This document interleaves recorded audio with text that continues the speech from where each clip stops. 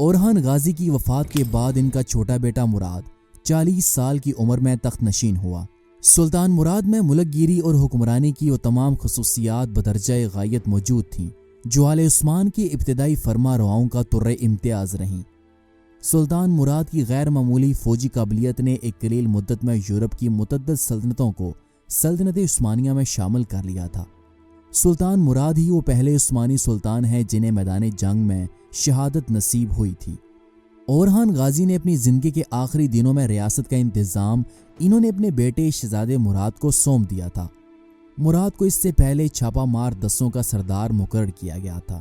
جب سلطان مراد تخت نشین ہوئے تو اس وقت بازنطینی سلطنت کی حالت انتہائی خراب تھی۔ اس کے تمام ایشیائی مقبوضات پر عثمانی ترکوں کا قبضہ ہو چکا تھا اور یورپ میں قسطنطنیہ کے علاوہ صرف شمالی تھریس اور مقدونیہ اور موریا کے کچھ علاقے باقی رہ گئے تھے۔ باہمی اختلاف کے باعث ابتدا میں تو کوئی عیسائی حکومت ترکوں کے مقابلے میں اس کی مدد کے لیے آمادہ نہ ہوئی۔ یہ سلطنت بلا شبہ ایک عیسائی سلطنت تھی اور ترکوں کا حملہ مذہبی نقطہ نظر سے نہایت خطرناک تھا۔ ان حالات میں سلطان مراد نے درِ دانیال کو عبور کر کے ایک زبردست فوج کے ساتھ تھریس میں قدم رکھا اور سب سے پہلے انہوں نے قلعہ شورلو پر قبضہ کیا جو قسطنطنیہ سے صرف 5 میل کے فاصلے پر واقع تھا۔ اس کے بعد دوسرا قلعہ کرکلی سے فتح ہوا۔ اس دوران 764 ہجری بمطابق 1363 عیسوی میں سلطان مراد کی بازنطینیوں کے ساتھ جنگ ہوئی جس میں سلطان مراد نے انہیں بری طرح شکست دی۔ 1391 عیسوی میں سلطان مراد اپنی فوج کے ساتھ ادرنا جا پہنچے جہاں کے تیکفر نے سلطان مراد کو روکنے کے لیے ایک فوج تیار کی ہوئی تھی۔ بازنطینی اور عثمانی فوجوں کے درمیان خون ریز مارکا ہوا جس میں بازنطینی کمانڈر کو شکست ہوئی اور وہ بھاگ کر ادرنا چلا گیا۔ اس نے شہر سے اپنا تمام قیمتی سامان جمع کیا اور جہاز میں بیٹھ کر یونان چلا گیا جس پر اہل شہر نے فوراً ہتھیار ڈال دیے اور یوں تقریباً تمام تھریس سلطان مراد کے قبضے میں آ گیا۔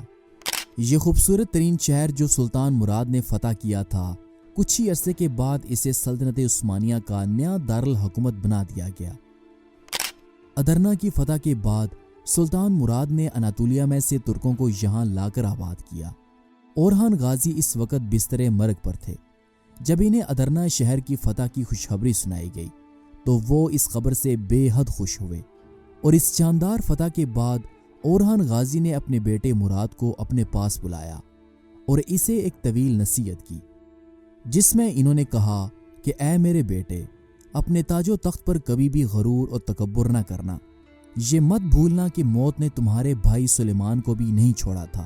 دنیا کی ہر سلطنت فانی ہے لیکن یہ زندگی سب کے لیے ایک ہی موقع ہے کہ زندگی میں اللہ اور اس کے رسول صلی اللہ علیہ وسلم کے دین کی خدمت کی جائے اور قیامت کے دن رسول اللہ صلی اللہ علیہ وسلم کی شفاعت حاصل کی جائے۔ تم اس زندگی سے خوب فائدہ اٹھانا۔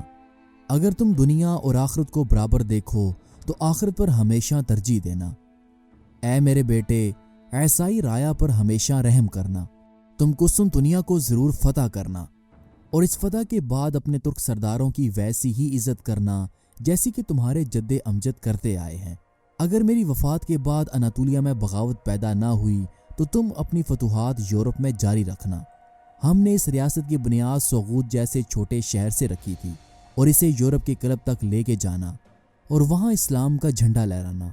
سلطنت عثمانیہ کے لیے 2 براعظموں پر حکومت کرنا کافی نہیں ہے کیونکہ رسول اللہ صلی اللہ علیہ وسلم کا دین ہم نے پوری دنیا میں پھیلانا ہے۔ جس طرح ہم سلجوقوں کے وارث ہیں ویسے ہی ہم روم کے بھی وارث ہیں۔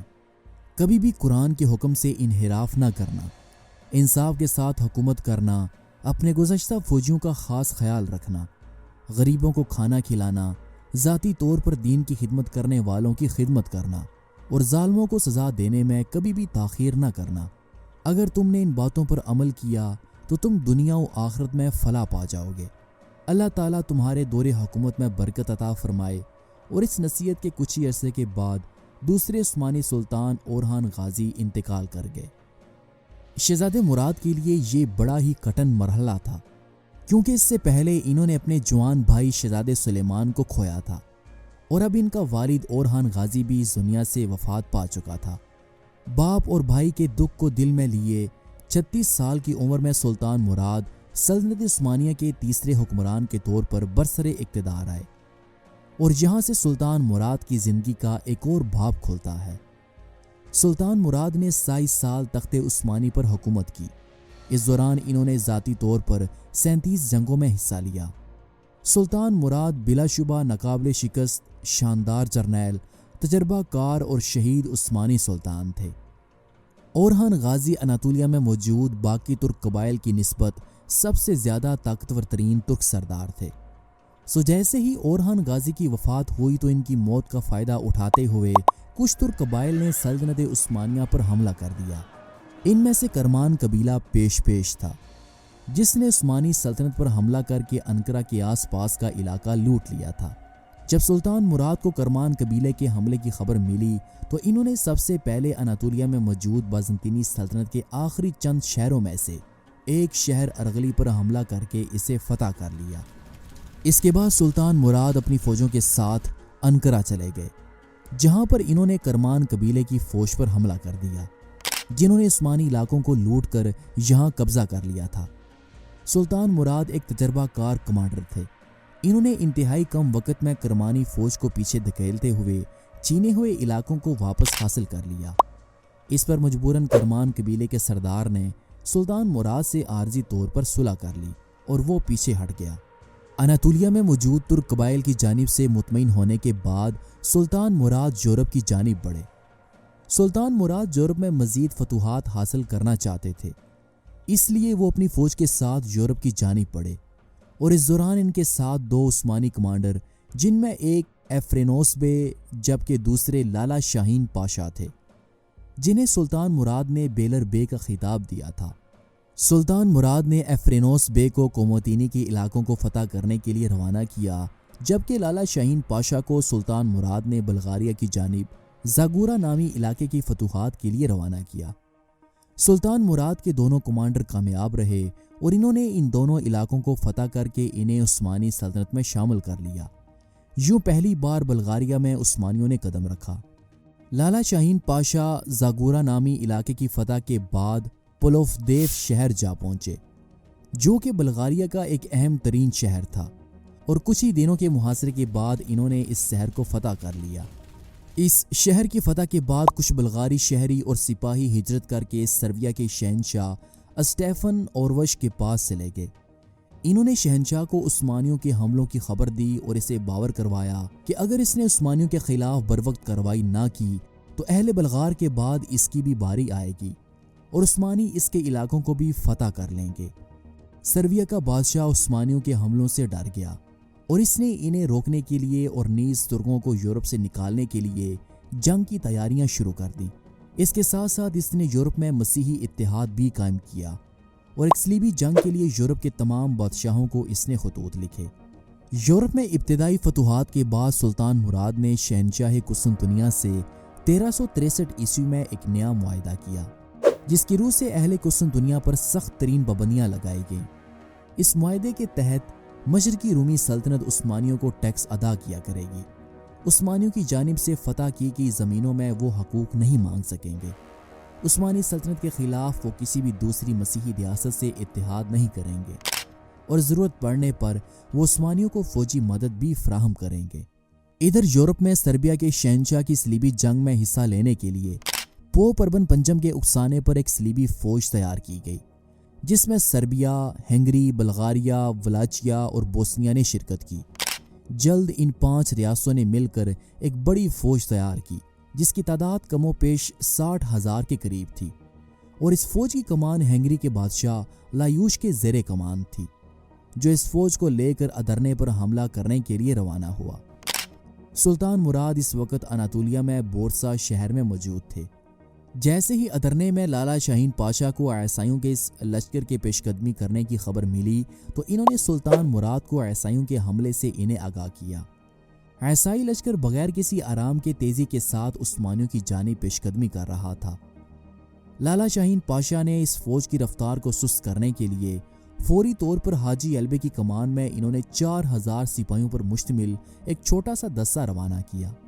اگرچہ لالا شاہین پاشا کے بھیجے ہوئے اس معمولی لشکر کا عیسائی لشکر کے ساتھ کوئی مقابلہ نہ تھا، لیکن یہ دراصل ایک حکمت عملی تھی جس کے مطابق عیسائی لشکر کو روکے رکھنا تھا تاکہ اس دوران سلطان مراد اناطولیہ سے یورپ میں باقی فوج کے ساتھ پہنچ سکیں۔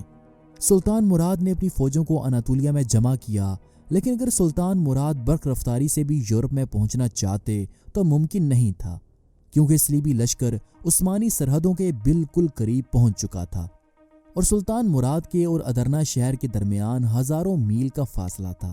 اگر لالا شاہین پاشا سلطان مراد کے آنے کا انتظار کرتے تو تب تک بہت دیر ہو جاتی، سو انہوں نے فیصلہ کیا کہ وہ سلطان مراد کا انتظار کیے بغیر اس عیسائی فوج کا مقابلہ کریں گے۔ شاہین پاشا جانتے تھے کہ برسوں سے جو فتوحات ہم نے یورپ میں کی ہیں، اگر اس وقت عیسائیوں کو نہ روکا گیا تو یہ تمام علاقے ان کے ہاتھ سے نکل جائیں گے۔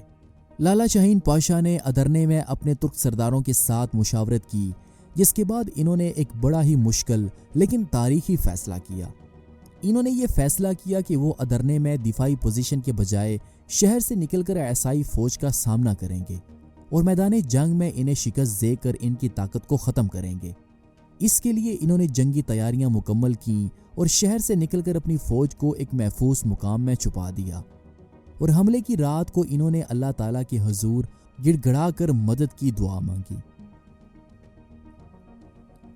ادھر صلیبی لشکر بغیر کسی عثمانی مزاحمت کے جب ادرنے شہر تک پہنچ گیا تو اس نے یہ سمجھا کہ عثمانیوں پر فتوحات حاصل کرنا تو بالکل آسان کام ہے، اس لیے انہوں نے ادرنے کو فتح کرنے سے پہلے ایک میدان میں اپنے لشکر کے ساتھ پڑاؤ ڈالا اور ایک بڑے جشن کا انہوں نے اہتمام کیا۔ عیسائی لشکر بے انتہا خوش تھا اور وہ اپنی اس ابتدائی فتوحات پر پھولے نہیں سما رہا تھا۔ رات کے اندھیرے میں صلیبی فوج شراب اور نشے میں مدہوش ہو چکی تھی۔ کچھ سپاہی تو سو چکے تھے، جبکہ باقی کے سپاہی شراب و کباب کی مستی میں بدمست تھے کہ فتح کے جشن کے دوران اچانک پڑاؤ کے چاروں اطراف سے تکبیر کی آوازیں بلند ہونا شروع ہو گئیں۔ یہ دراصل عثمانی کمانڈر لالا شاہین پاشا کی ایک چال تھی۔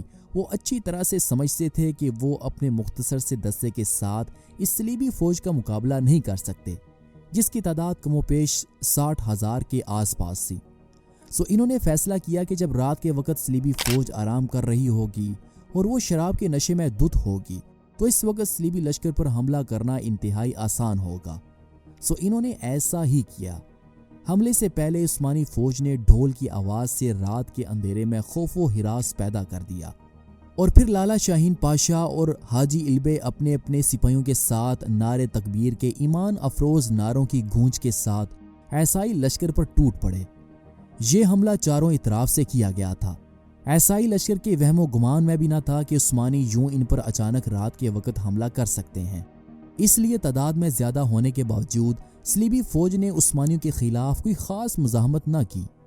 یہ رات صلیبی فوج کے لیے انتہائی خوفناک رات تھی۔ جب صبح کا سورج طلوع ہوا تو میدان صلیبی فوج کی لاشوں کے ساتھ اٹا پڑا تھا۔ بہت سے صلیبی فوجی جنگی قیدی بنا لیے گئے، جبکہ چند سو زندہ بھاگنے میں کامیاب بھی ہو گئے۔ ہنگری کا بادشاہ لایوش بھی اس حملے میں اپنی جان سے ہاتھ دھو بیٹھا تھا۔ یوں یورپ سے ترکوں کو نکالنے کا خواب صلیبیوں کا خواب ہی رہا۔ لالا شاہین پاشا نے اس جنگ میں شاندار فتح حاصل کی۔ جب فتح کی خبر سلطان مراد کو پہنچی تو وہ اس فتح سے بے حد خوش ہوئے۔ اس فتح سے ترکوں کے قدم یورپ میں مزید مضبوط ہو گئے۔ اس کے بعد سلطان مراد ادرنے یورپ جا پہنچے اور انہوں نے ادرنے شہر کو سلطنت عثمانیہ کا نیا دارالحکومت بنا دیا۔ سلطان مراد کی تو یہ ابتدائی فتوحات تھیں۔ ابھی مزید انہوں نے یورپ میں فتوحات جاری رکھنی تھیں۔ انشاءاللہ اگلی آنے والی ویڈیو میں ہم آپ کو سلطان مراد کی باقی کی فتوحات کے بارے میں بتائیں گے۔